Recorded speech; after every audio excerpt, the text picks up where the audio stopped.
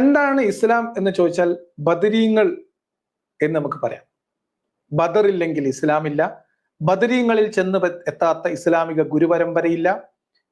ഇസ്ലാം എന്ന് പറയുന്നത് അതിന്റെ വിജയത്തിന്, അള്ളാഹുവിന്റെ ഇബാദത്ത് എന്ന് പറയുന്നത് ബദരീങ്ങളുടെ ഷഹാദത്തിൽ കാലുറപ്പിച്ച് എഴുന്നേറ്റ് നിന്നതാണ്. ഇങ്ങനെയാണ് അതിനെ മനസ്സിലാക്കുന്നത്. എന്ന് പറഞ്ഞാൽ ബദരീങ്ങൾ ഇല്ലെങ്കിൽ ഇസ്ലാം ഇല്ല. ബദരീങ്ങളാണ് ഇസ്ലാമിന്റെ അടിത്തറ പാകിയത്. ബദറിലെ വിജയമാണ് ഇസ്ലാമിന് വേരോട്ടമുണ്ടാക്കിയത്.